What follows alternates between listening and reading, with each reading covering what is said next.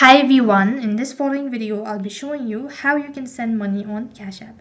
So in order to send money on Cash App, first thing first, you'll need to check your internet connection and make sure that you have enough funds. Now to begin with the procedure, first thing first, log in into your Cash App account.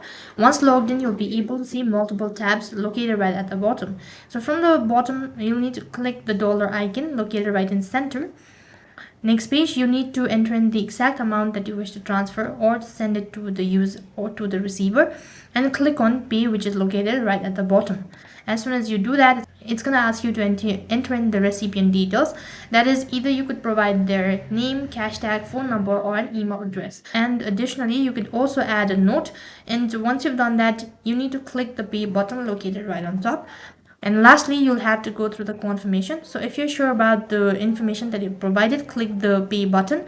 And as soon as you do that, you've successfully sent or transferred money on Cash App. So in this way, you can send money on Cash App. That is all for this video. I hope the video was helpful. Make sure to like, share, and subscribe to our channel. Thank you for watching. See you in the next video.